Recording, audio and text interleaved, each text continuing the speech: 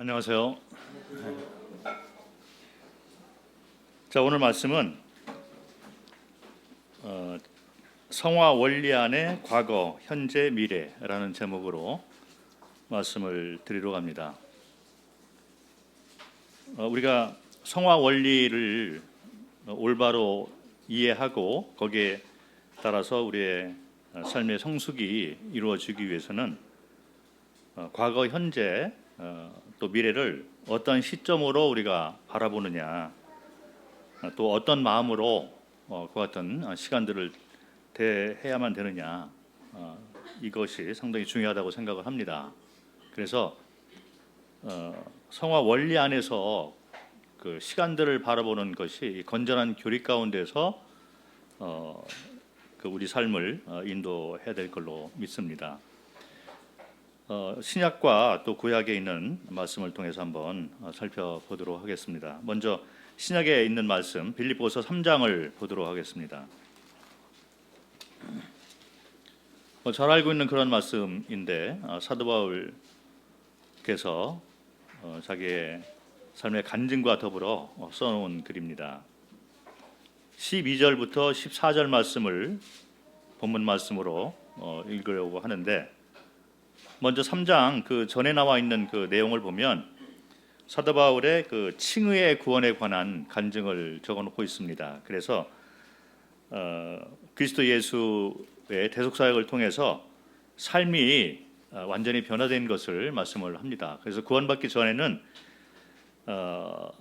그 대적하는 그런 삶을 살았던 거죠. 그런데 구원받고 난 후에 그 전에 유익하다고 생각했던 것들을 이제 내려놓고 버리는 그런 삶을 살게 되는 거죠. 그래서 그 전에는 자랑스러워했던 것들을 또 해가 된다, 그리고 배설물로 여긴다, 이런 말씀을 합니다. 그래서 구원받고 난 후의 삶이 완전하게 이렇게 변화된 것을 말씀을 하고 있고, 그리고 이제 이어서 빌립보서 3장 12절부터 14절 말씀을 말씀을 하고 있는데, 여기 나와 있는 빌립보서 3장 12절부터 14절 말씀은 성화의 원리에 관한 말씀을 하고 있습니다. 그런데 이 가운데 과거의 시간을 말을 하고 또 현재, 미래에 대한 이 말씀을 하고 있는 거죠. 그래서 사도 바울은 구원받고 난 후에 이 성화의 삶을 살아가면서 이 시간에 대해서, 시제에 대해서 어떤 태도와 어떤 마음을 가지고 이것을 바라보고 삶을 적용을 시켰는가를 이 말씀을 통해서 한번 살펴보도록 하겠습니다. 3장 12절부터 14절 한번 읽도록 하겠습니다. 내가 이미 얻었다 함도 아니요 온전히 이루었다 함도 아니라 오직 내가 그리스도 예수께 잡힌 바 된 그것을 잡으려고 달려가노라.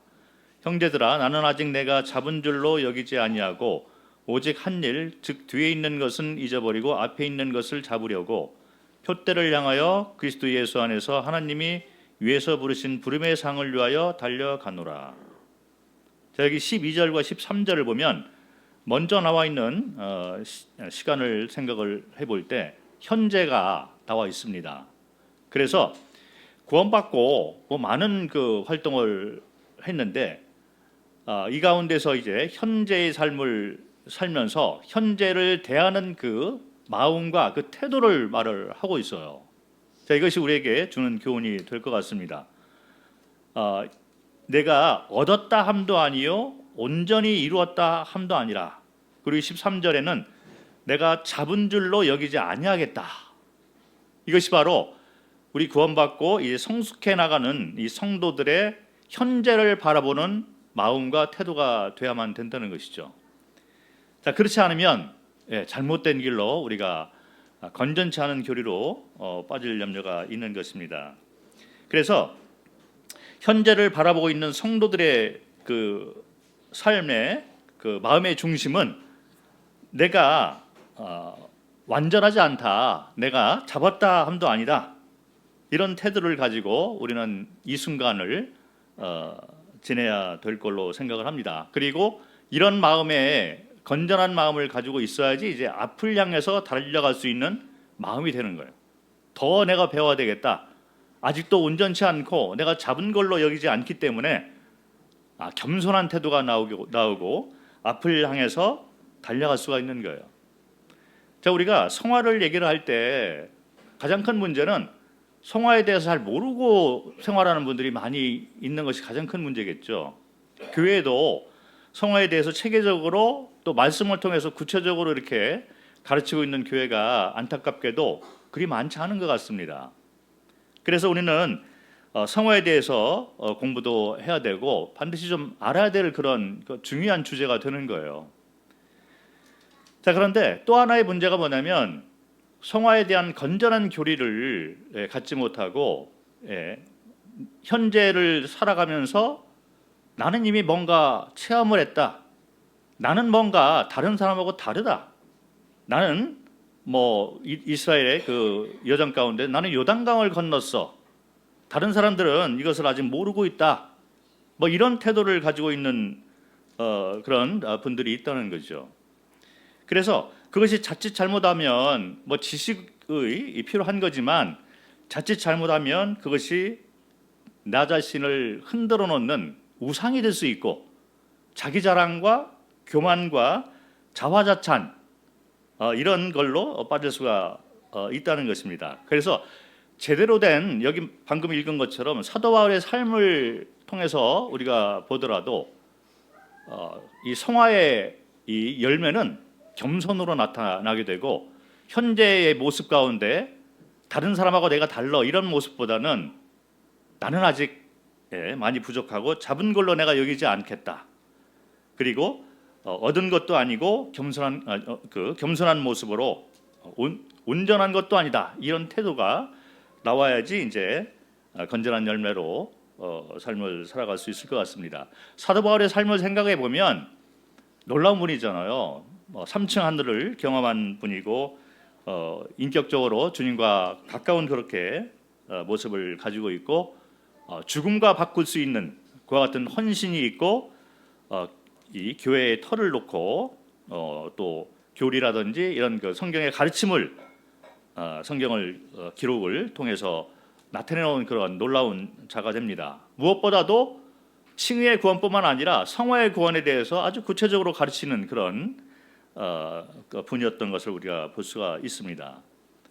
자, 그런데 그와 같은 사도 바울임에도 불구하고 여기 나와 있듯이 내가 얻었다 함도 아니다, 온전한 것도 아니다, 잡았다고 여기지 않는다. 이것이 바로 성경의 가르침이 되는 것이죠. 그래서 우리는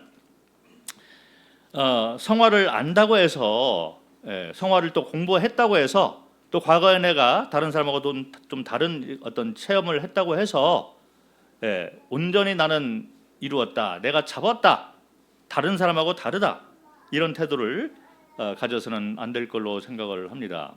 제가 읽은 그 책이 있는데 그 책에도 그와 같은 글이 좀 써 있는 걸 제가 본 적이 있습니다. 150년 전에 지금으로부터 한 150년 전에 아주 유명한 그런 일꾼이었습니다. 그래서 말씀도 잘하고 영적인 거장으로 이렇게 뭐 말만 하면 다 알고 있는 그런 분인데 이분이 어떤 말을 했냐면 그 당시 상황을 얘기를 한 거예요. 나는 다른 사람보다 좀 더 높은 차원의 삶에 이르렀다. 또는 나는 잡았다라고 말하는 사람들을 너무 자주 마주친다는 거예요. 이 글 가운데 이제 그런 거를 쓴 거를 내가 이제 읽은 적이 있는데, 그리고 또 교회사를 보더라도 이와 같이 말하고 있는 또 그렇게 이렇게 그 가르치면서 이 당을 이루고 있는 그런 분들이 너무 많은 것을 볼 수가 있습니다. 그래서 과거나 또 지금이나 이 교회사를 볼 때도 이런 마음을 가지고 그 교회 안에 생활하는 분들이 제법 많이 있다는 것을 우리가 알 수가 있는 것입니다. 그래서 내가 만약 스스로 생각할 때 나는 좀 다르다, 그리고 나는 뭔가 이루었다, 잡았다 이렇게 생각을 스스로 할 것 같으면 그것이 우상이 되어서 위대한 나를 내가 스스로 생각을 해서 나는 위대하다, 좀 다르다라고 생각을 하면 결국 위대한 그리스도를 만나는데 방해가 된다. 이런 말을 이분이 한 것을 제가 읽은 적이 있습니다. 그래서 위대한 그리스도를 만나기 위해서는 사도 바울이 고백한 것처럼 나는 이룬 것도 아니고 잡은 것도 아니고 온전해진 것도 아니다. 단지 과거를 내가 뒤로 하고 앞에 있는 표대를 향해서 달려갈 뿐이다. 자, 이렇게 했을 때 우리는 지금 현재를 살고 있는 이 순간에 그리스도를 만나게 될 수 있다는 것입니다. 그래서 이와 같은 것들에 대해서 우리는 좀 건전한 그런 교류를 가지고 있을 필요가 있을 것 같습니다. 그리고 여기 나와 있는 빌립보서 3장 13절을 보면 과거를 또 말을 하고 있는 걸 볼 수 있습니다. 과거를 향한 우리의 마음과 태도가 어떠해야 되는가를 말을 하고 있는 것이죠. 13절에 보니까 나는 내가 잡은 줄로 여기지 아니하고 오직 한 일, 즉 뒤에 있는 것은 잊어버리고, 자, 과거를 말을 하고 있는 것이죠. 자, 그런데 성도들 가운데에도 이 성화, 이 성숙을 해나가는 데 있어서 좀 방해가 되는 것이 뭐냐면 어떤 분들은 과거 집착형이 있어요. 그래서 내가 과거에 이런 체험을 했어, 나는 과거에 이런 삶을 살았어, 과거에 이렇게 했어 라고 과거 집착형 마음을 가지고 있는 분들이 제법 있습니다. 자, 그렇게 되면 이 과거에 가지고 있는 어떤 그런 삶의 형태가 지금의 나의 삶 가운데서 우상이 돼버리는 경우가 많이 있습니다. 그래서 과거를 집착하고 이렇게 하다 보면 두 가지로 이제 나눠지게 되겠죠. 이 과거 때문에 지금 나는 자랑거리가 있어. 뭐 남자들은 뭐 자주 하는 얘기가 있습니다. 군대 얘기 많이 하잖아요. 네, 그래서 군대 갔다 온 사람은 다 군대 얘기를 해요. 그래서 군대에서 내가 뭘 했다 뭐 이런 자랑을 많이 하는 경우가 있습니다. 신앙생활도 비슷한 것 같습니다. 그래서 과거 나는 이러한 삶을 살았어, 다른 사람하고 좀 다른 삶을 살았어, 다른 체험을 했어, 이렇게 하다 보면 그것이 나의 자랑거리처럼 말은 그렇게 하지 않아도 내 마음 한 구석에 그것이 우상으로 자리 잡고 있는 경우가 있을 것 같습니다. 나는 좀 다른 사람하고 좀 다른 면이 있어. 반대로 어떤 분들은 과거 집착으로 이렇게 살다 보니까 열등감을 가지고 또 좌절감을 가지고 사는 분들이 있는 것 같습니다. 트라우마처럼 과거에서 벗어나지 못하고 과거에 얽매여서 살고 있는 분들이 있는 것이죠. 그러다 보니까 자랑과 교만 아니면 열등감, 좌절감 이런 것이 과거로부터 이렇게 흘러나와서 이것이 해결이 안 되다 보니까 현재의 모습 가운데에서 본인을 이렇게 드러내려고 하고 뭔가 모관한 부분이 있고 그러다 보니까 앞을 향해서 더 발전해 나가는데 방해가 되는 그런 삶을 사시는 분들이 많이 있는 것을 볼 수가 있습니다. 그래서 과거를 자꾸 이렇게 돌이켜보고 과거 집착형이 되다 보면 앞으로 나가는데 상당히 큰 방해를 겪게 되는 것을 볼 수가 있습니다. 뭐 텔레비나 이런 뉴스를 통해서 자주 보는 이야기가 뭐가 있냐면 스피드 스케이팅을 하는 분이나 또는 달리기 뭐 이렇게 단거리 달리기를 하거나 또 마라톤을 하거나 이런 분들 가운데 결승점까지 선두에 있다가 바로 결승점 앞에서 뒤를 돌아보게 되면서 갑자기 순위가 바뀌게 되는, 그래서 금메달을 놓치는 그런 분들이 제법 있는 것을 종종 보게 됩니다. 그래서 잘 훈련된 그런 선수들, 잘 갖춰져 있는 그런 선수들은 뒤를 보지 않는 거예요. 오직 앞만 향해서 갈 뿐이지 내가 지금 어느 순위에 와 있다, 자, 이와 같은 것에 집착하지 않는다는 것입니다. 그래서 이 개인이나 또 교회가 이와 같은 현재에 대한 태도 또 과거에 대한 태도를 우리가 말씀 가운데서 잘 정리를 해서 가지고 있고 또 가르쳐야 된다고 생각을 합니다. 자, 그래서 저도 이제 뭐 이런 것부터 벗어날 수가 없는 것 같아요. 저도 자주 이렇게 제가 생각을 하고 있는 것이 뭐냐면 제가 선교사였잖아요.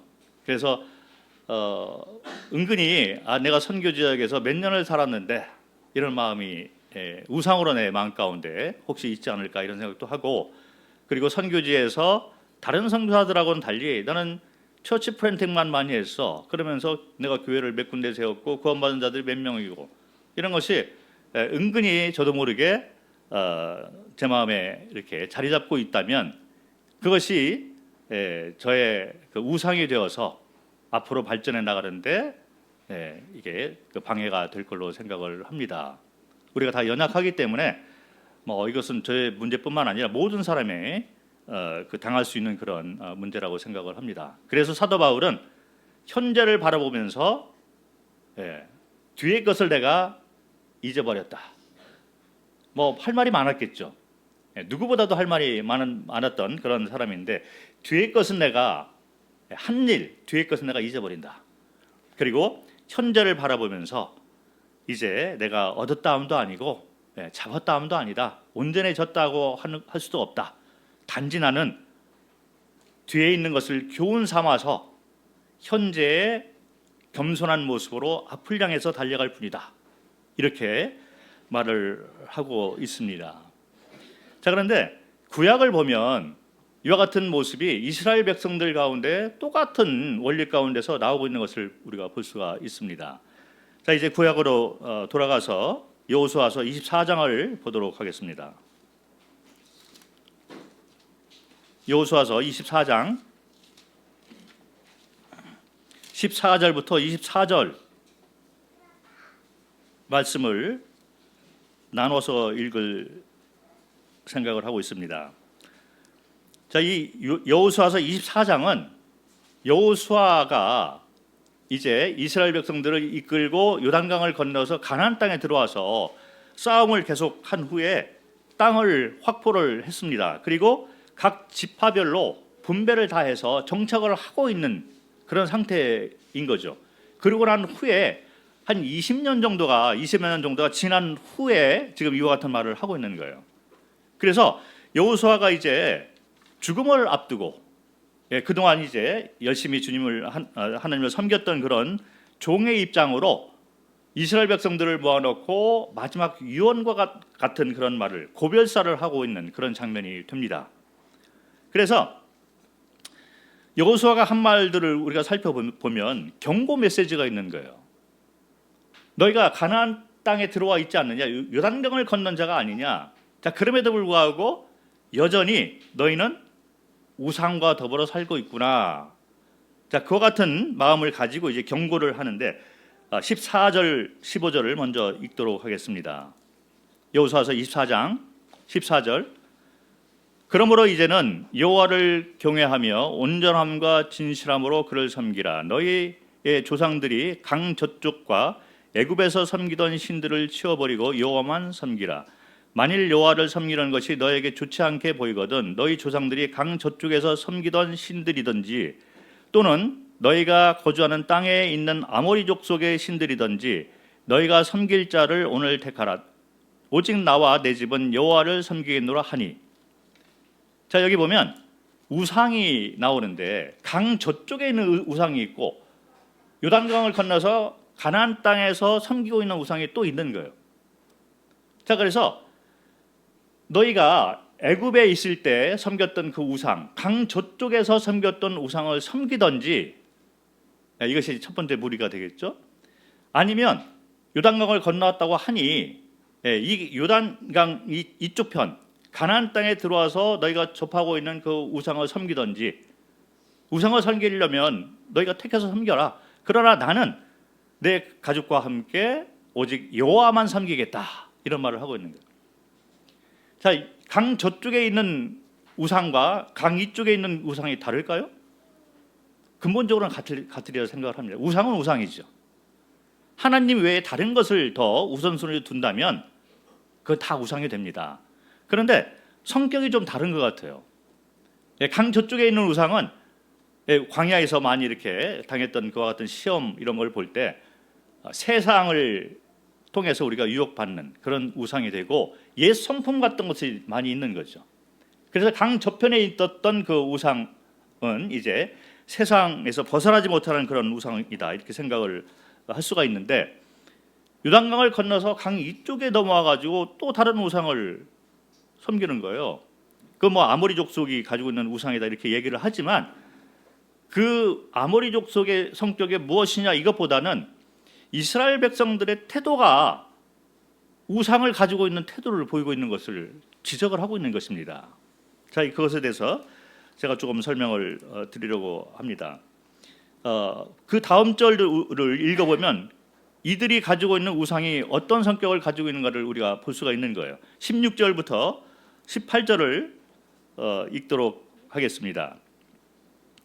자, 이제 여호수아가 그런 경고를 하니까 16절에 백성이 이제 대답하여 이르되 우리가 결단코 여호와를 버리고 다른 신들을 섬기기를 하지 아니하오리니 이는 우리 하나님 여호와께서 친히 우리와 우리 조상들을 인도하여 애굽 땅 종되었던 집에서 올라오게 하시고 우리 목전에서 그 큰 이적들을 행하시고 우리가 행한 모든 길과 우리가 지나온 모든 백성들 중에서 우리를 보호하셨음이며 여호와께서 또 모든 백성들과 이 땅에 거주하던 아모리 족속을 우리 앞에서 쫓아내셨습니다. 그러므로 우리도 여호와를 섬기리니 그는 우리 하나님이심이니이다 하니라.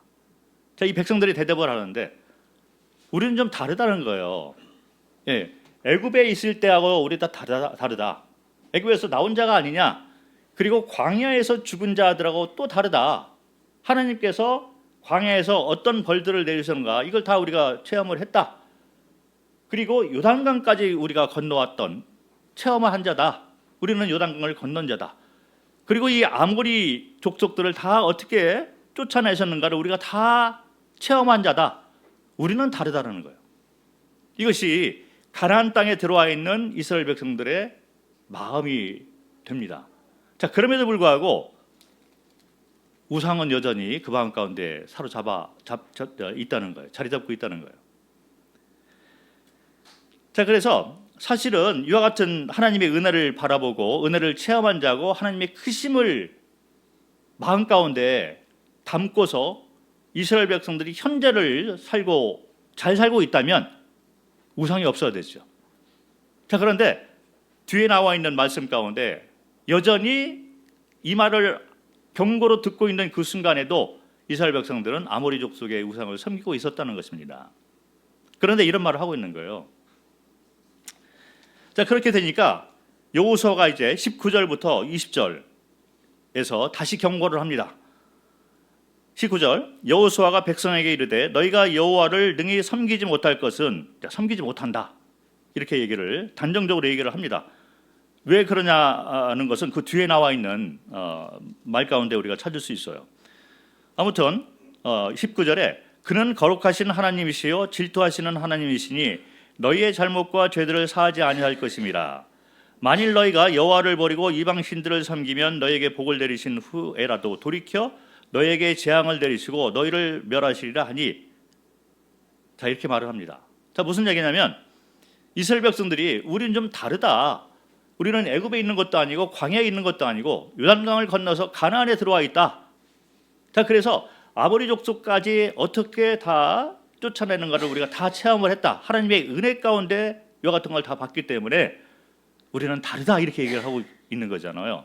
그러니까 여호수아가 너희가 여호와를 능히 섬기지 못할 것이다. 그러면서 여호와는 어떤 분이다. 질투하고 이 우상을 섬기도록 이렇게 허락을 하지 않는 그런 분이다. 속성이다. 이렇다 설명을 하고 그런 다음에 이제 벌에 대해서 설명을 합니다. 자, 그런데 너희에게 복을 내리신 후에라도 돌이켜 너희에게 재앙을 내리시고 너희를 멸하시리라 이런 말을 합니다. 자, 그래서 가나안 땅에 들어와 있는 사람이라 할지라도 광야에서 죽은 자처럼 똑같이 그렇게 멸절을 당한다는 얘기를 하고 있는 거예요. 자, 그러면 광야에서 죽은 자들하고 가나안 땅에 들어와 가지고 우상을 섬기다가 죽는 자들하고 뭐가 다를까요? 사실 똑같은 원리가 되는 거예요. 자, 그래서 과거에 내가 뭘 했고 이것은 중요하지 않는 것입니다. 지금 이 순간에 사도 바울이 말한 것처럼 나는 이루었다 한 것도 아니고 내가 잡았다 한 것도 아니다. 이 마음 외에 내가 과거에 이러이러했기 때문에 나는 다르다. 나는 요단강을 건넌 자야. 나는 다른 체험을 했어. 이런 마음이 있고 그것이 내 마음 가운데 우상으로 자리 잡고 있다면 나는 광야에서 죽은 자들처럼 나도 하나님으로부터 또 이렇게 채찍을 당할 것이다. 이 말을 하고 있는 거예요. 이것이 바로 성화의 원리 가운데 적용이 돼야만 합니다. 자, 그래서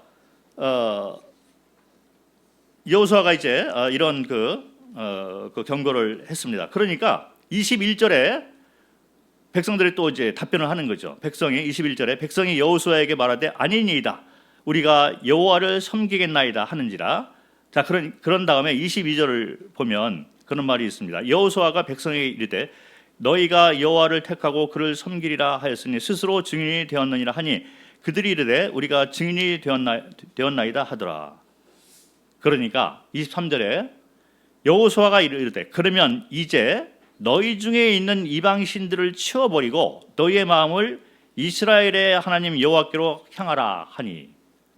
자, 이런 경고의 메시지를 하고 있는 이 순간에도 여호수아 눈에는 이스라엘 백성들이 우상을 섬기고 있는 것이 보이는 거예요. 가나안 땅에 들어와 있다고 하고 말로는 나는 광야에 있는 사람하고 달라, 애굽에 있는 사람하고 달라, 나는 요단강을 건넜어, 그렇게 말을 하고 있는데 여호수아 눈에는 아직도 너희가 우상을 섬기고 있다. 그래서 그 우상을 섬기고 있을 때 너희가 여호와를 섬기지 못한다, 이 얘기를 한 거예요. 19절에. 그래서 자기들이 여호와를 섬기겠다고 하니까 그러면 이방 신들을, 이방 우상들을 치워버려라.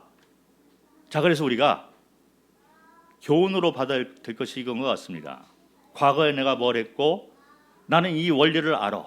이런 것들이 중요하지 않다는 거예요.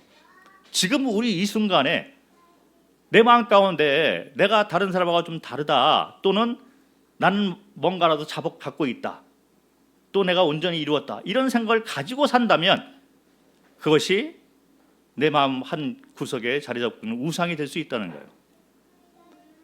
내가 과거를 돌이키면서 내가 선교사로서 선교지에서 이러이러를 했어, 이것이 내 마음 가운데 자랑이 되고 자화자찬을 하고 있다면 그것이 내 마음 가운데 제거되어야 될 우상이 되는 거예요. 그것 때문에 나는 성장을 하기가 어려울 것입니다.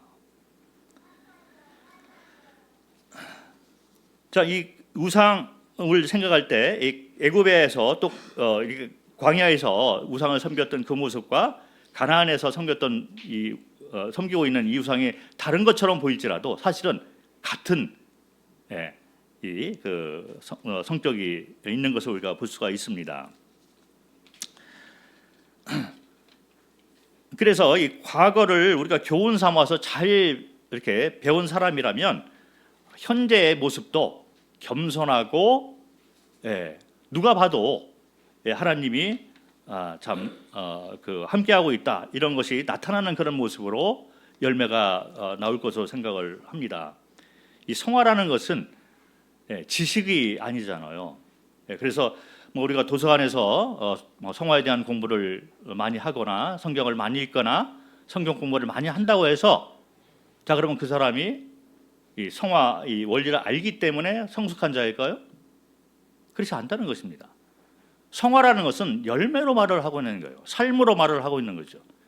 그래서 건전한 교리라는 것은 우리가 과거를 대할 때 어떤 마음으로 대하는가, 그리고 현재 나는 이 현재를 바라보면서 어떤 마음으로 살고 있는가, 그리고 내가 앞을 향해서 달려갈 수 있는, 더 성숙해질 수 있는 그런 마음의 이 상태가 되고 있는가, 이런 것들이 연관이 되는 것을 우리가 볼 수가 있습니다. 지식이 아니라는 거죠.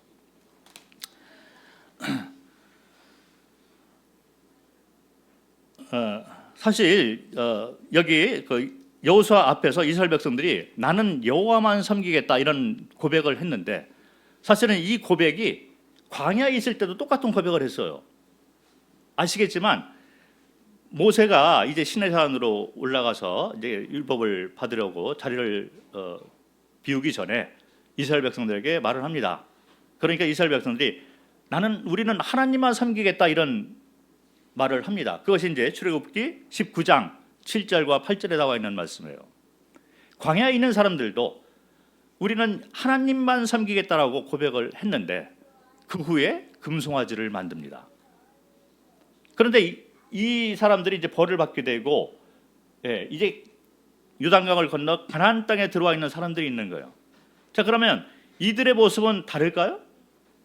똑같다는 거예요. 자기들이 우상을 섬기고 있는 이 현재의 상황 가운데서도 우리는 하나님만 섬기겠습니다, 이런 고백을 하고 있는 거예요.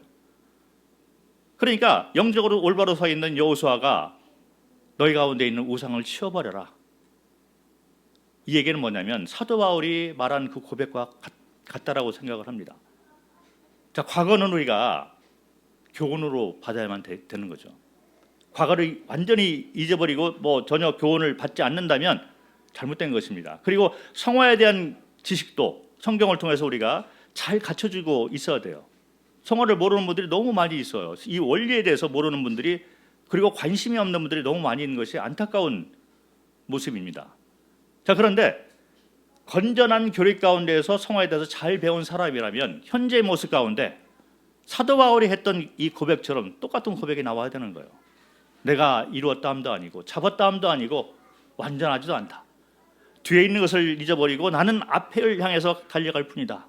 이런 고백이 나와야지 올바로 된 성화의 원리를 잡고 가는 것이다, 이렇게 생각을 합니다.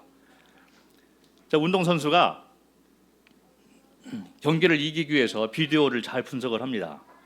자, 그런데 비디오를 잘 분석을 한다고 해서 승리를 한 걸까요? 그렇지 않다는 거죠. 잘 분석하는 것이 필요합니다. 그런데 그걸 통해서 내가 실전에서 열매로서 그것을 얻어야만 된다는 것이죠. 그래서 성화의 열매를 얻기 위해서는 내 마음 가운데 자리 잡고 있는 나도 모르는 우상을 제거하는 것이 반드시 필요하다. 그리고 우상을 제거하고 순수한 마음으로, 겸손한 마음으로 앞을 향해서 달려가는 것이 필요하다. 사도 바울은 그렇게 말을 합니다. 자, 그럴 때 또 하나의 질문을 하는 분들이 있어요. 우리가 무엇을 할 수 있어?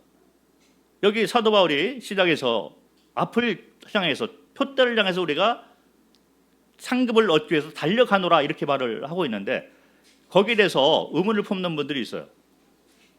우리가 뭘 할 수 있어? 우리는 아무것도 할 수 없어. 이렇게 또 성화에 대해서 말을 하는 분들이 또 있습니다.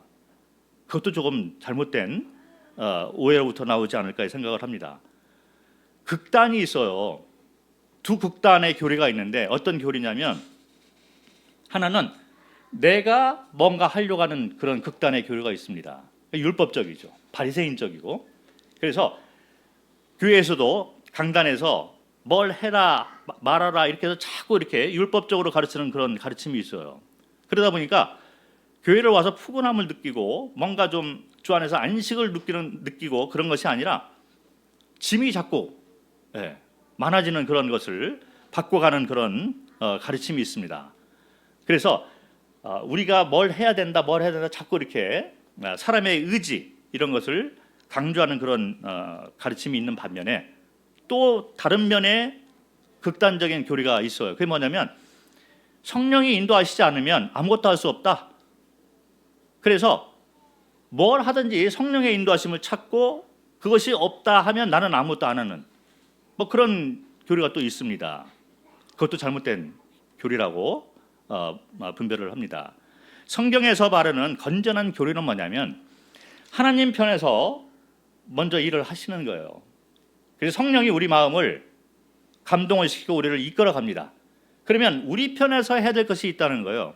그게 뭐냐면 건전한 양심, 깨끗한 양심, 청결한 양심을 가지고 성령의 인도하심에 귀를 기울여서 우리가 순종하는, 화답하고 순종하는 것이 우리 편에서의 책임이 되는 것입니다. 거기에 따라 가지고 우리는 상급을 받게 된다는 거예요. 자, 우리가 복음을 공부하면서 미리 우리가 알고 있는 내용 가운데 삼위일체의 하나님이 한 분이시잖아요. 그 연합의 관계를 우리에게도 속성을 줬습니다. 그래서 하나님과 우리가 연합의 관계가 될 수 있는 이 자격이 있는 거예요. 자, 그런데 이 연합을 얘기할 때 소통이 있는 거잖아요. 일방적인 관계가 아니라 쌍방간의 관계를 말을 하고 있는 거예요. 이것이 연합의 관계가 되는 거예요. 일방적으로 딱 잡아가지고 너는 내 것이야. 그러니 로봇처럼 내가 인도하시는 모든 걸 해야 돼. 이런 것이 아니라는 거죠.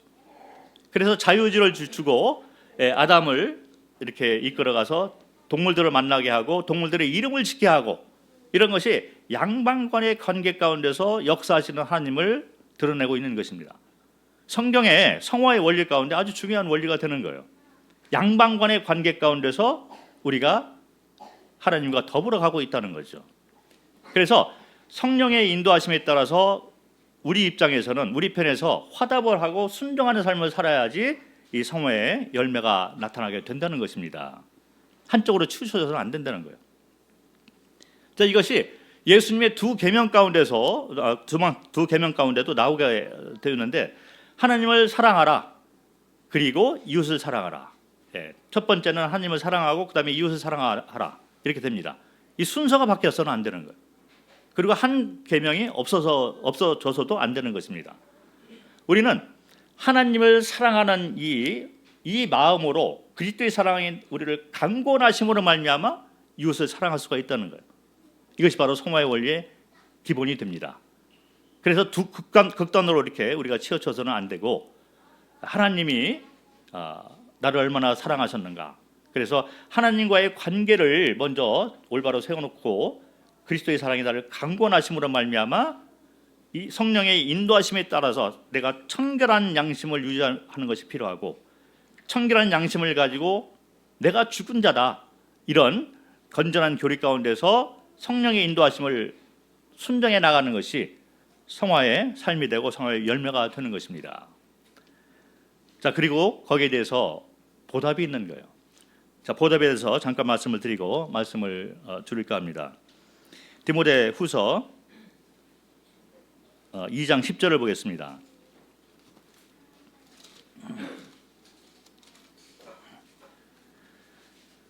디모데 후서 2장 10절 그러므로 내가 택함 받은 자를 위하여 모든 것을 참음은 그들도 그리스도 예수 안에 있는 구원을 영원한 영광과 함께 받게 하려 함이라.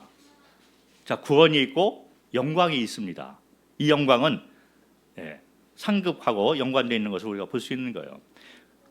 예수 그리스도의 대속 사역을 믿고 은혜로 구원받은 자들은 다 구원을 받게 됩니다. 자, 그런데 어떤 사람들은 상급이 없어요. 영광스러운 상급이 없는 것입니다. 그래서 불 가운데 구원받은 성도가 있습니다. 안타까운 거죠. 성경은 구원이 있고 그 다음에 영광스러운 영광이 있다는 거예요. 이 상급을 말을 하고 있는 것입니다. 우리는 성화의 원리를 건전한 교리 가운데서 털을 잘 잡고 그리고 이 시제를 바라볼 때도 과거를 어떤 마음으로 바라보고 현재를 어떤 마음으로 바라보고 미래를 향해서 우리가 어떤 마음으로 달려가야 되는가를 건전한 교리 가운데서 잘 세워놔야만 된다는 거죠. 그렇게 될 때 우리는 영광스러운 열매, 더 많은 상급을 받을 수 있는 그런 사람이 될 것으로 생각을 합니다. 이것이 바로 연합의 원리가 되는 거예요. 그리고 소통의 원리, 동행의 원리가 되는 것입니다. 자, 오늘은 성화의 원리 안에서 과거를 어떻게 보고 현재를 어떻게 보고 미래를 어떤 마음으로 우리가 대해야 되는가에 대해서 말씀을 통해서 살펴봤습니다. 감사합니다.